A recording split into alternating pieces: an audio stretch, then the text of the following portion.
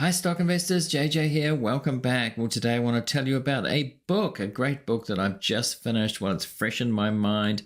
This is not scripted. I'm just going to give some off-the-cuff comments about the book. It's called Never Enough by Andrew Wilkinson, from Barista to Billionaire. And he worked in a coffee bar to start off with, obviously. And if you don't know, Andrew Wilkinson is the co-founder of a public company called Tiny Ltd. Full disclosure, I'm a shareholder of that company. It's a relatively small allocation in my portfolio, and for obvious reasons I wanted to read it. I was interested in Andrew and his story and the company obviously before that, and I know quite a lot about it already, but this is why I wanted to read it. And apart from that, it's a really good read book. I highly recommend it, and I'll leave a link to it in the description. Now, I've made one video about Andrew before when I was looking into the company Berkshire Hathaway of Tech. I labeled that, and their company is called that for various reasons, which I'll get to. They really do idolize Charlie Munger and Warren Buffett. Charlie Munger in particular, which the book at the very beginning starts off when they go and see Charlie Munger, and they actually get Charlie Munger wanted to go into business with them. I knew that already because I'd heard Chris Sparling, his co-founder, Andrew's co-founder, talking about this at Guy Spears Value X conference not too long ago. But the story is in Andrew's book there, and it's fascinating when they go and see Charlie Munger, their idol, for the first time, and they were blown away that what Charlie wanted from them to really work with them. But that's part of the book, so I'd really recommend going that. But then, so the book starts out like that, but it goes back into Andrew's childhood, and obviously Never Enough indicates something about money, about it being a billionaire. I think he was a billionaire for one point. The stocks were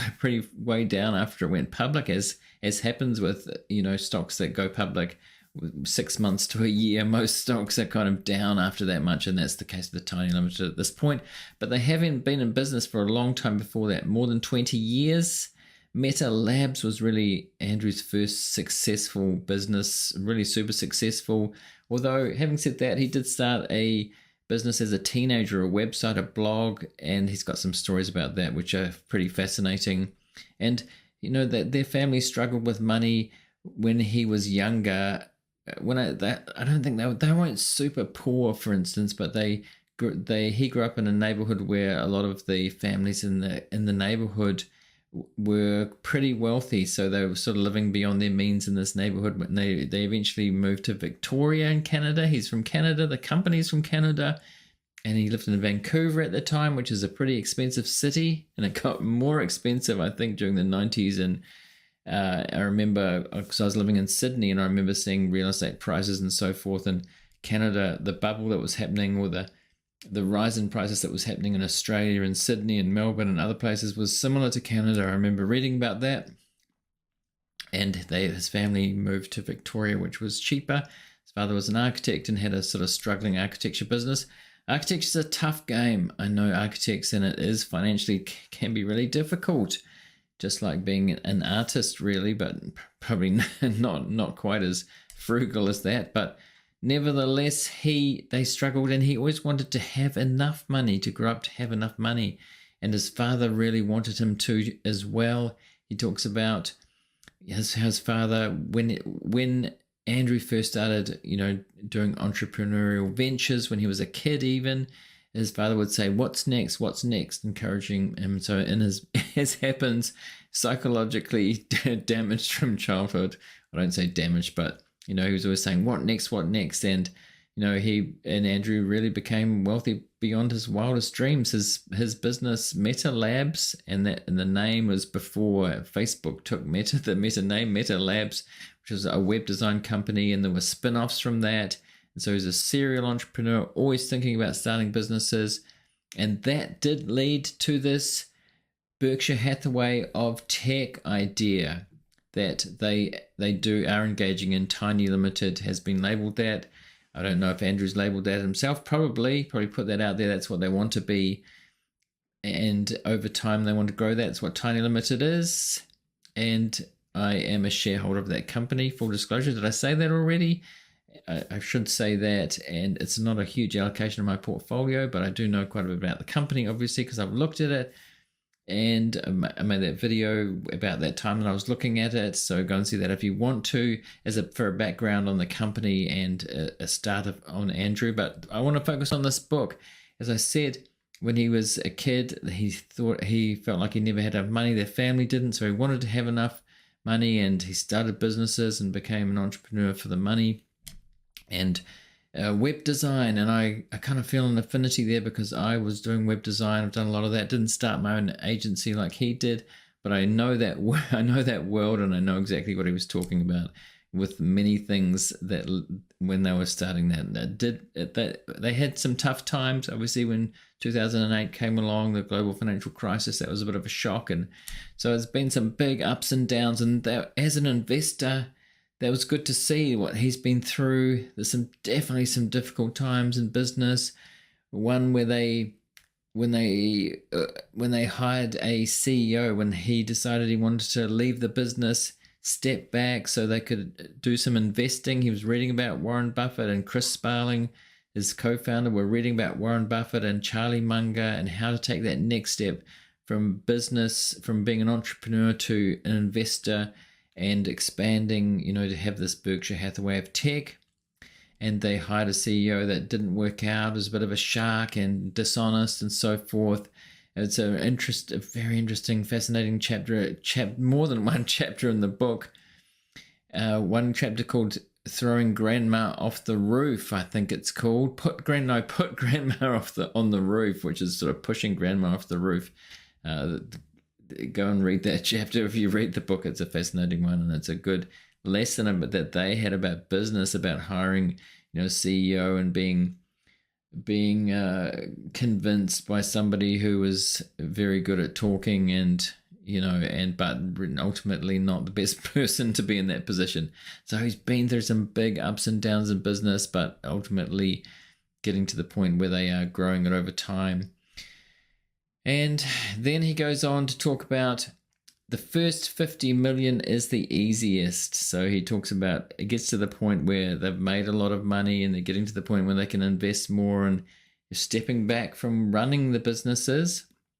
And Warren Buffett's often said, I'm a better businessman because I'm an investor. I'm a better investor because I'm a businessman running Berkshire Hathaway. And Andrew has said that he admired Warren Buffett for, Warren Buffett's famous for having a pretty clear calendar. So he runs one of the biggest businesses in North America and the world, really. And his calendar is free. And Andrew has, I know not in this book, but he's talked about this. How does he do it? Or he might have said it in the book. And so he set out to find out, and he's working towards that. So there's things in the book about that. And what else? Who wants to be a billionaire? So towards the end of the book, I don't want to make this too long, just a normal length video here. So towards the end of the book, once he has become wealthy, he talks about some of the pitfalls of having enough money.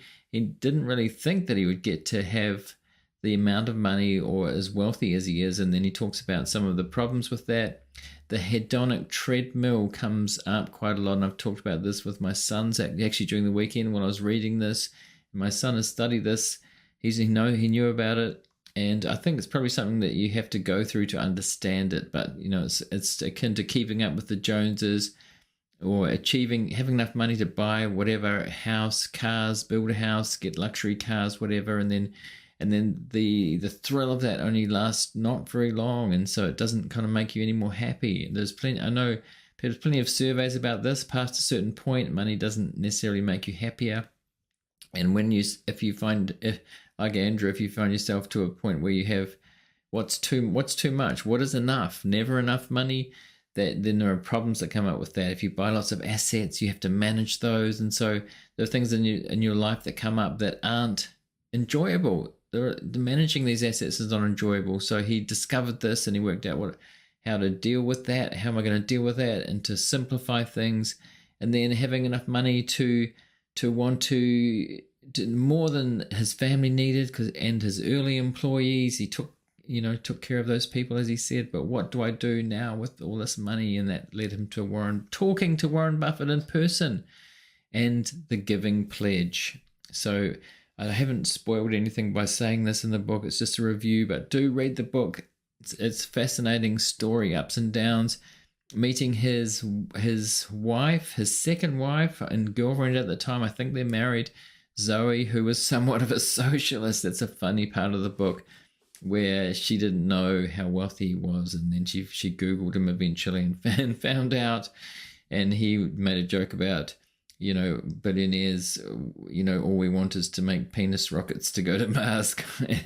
And she said, sorry about saying all billionaires are evil or whatever. So it's a funny part of the book, and really well written, and I really thoroughly enjoyed it. Andrew, if you see this, I really did enjoy the book, and thanks for writing it. It was a really, really insightful, and I got a lot out of it. I'll be reading it again, but I pretty much didn't put it down. When I listened to it as an audio book, I listened to it very quickly, and couldn't stop listening to it. And so that's a good sign. That's not often like that with many books that I read. Read a lot of books. I read all the time, just like Charlie Munger does. And yes, for those people watching, I really do recommend reading this book. I think that's long enough, because we're over the normal time that I make videos. And so this is Andrew's YouTube channel. He also has a YouTube channel called Never Enough. As it happens, I think it's fairly new. I've listened to some of these. It's a podcast where he talks to successful people so far, by the sound of it, by the look of it. And I have watched many of these, and he's been on many other podcasts, and he's on Twitter, of course. Andrew Wilkinson there on Twitter, and Chris Sparling is also on Twitter. There he is with a picture of him with Charlie Munger. They also know Bill Ackman. There's quite a bit in the book about Bill Ackman, how they met Bill Ackman and talked to him, and ended up also kind of partnering with Bill on a few things and getting money for investments from Bill, a small amount. So that's interesting as well, fascinating. And this is my other channel. We're getting to the end now, near the end, not the end. So if you want to join this new channel, Stocks with Jay with JJ, where I'm reacting to news every day, financial news, stock news. I'm fairly critical on here. You see the titles there. It's not necessarily what I think. It's just about reacting to what some analysts are thinking in daily news on CNBC, and Bloomberg and places like that. And I am pretty critical of what the analysts and the short-term thinking on there. That's part of the reason for the channel there. And also there's a Patreon if you want to join up there. I think it's fairly reasonable. You can also join up for free there and just get the public videos like this one on there, that without a lot of the third-party ads on there if you want to, and early access usually. So I'll see you over there.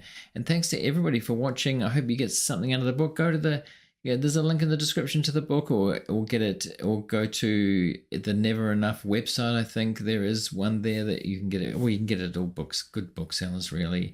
And so on screen now, I'm going to put a link to what YouTube thinks that you want to watch next. So go and see that now if you want to, if you're watching on YouTube.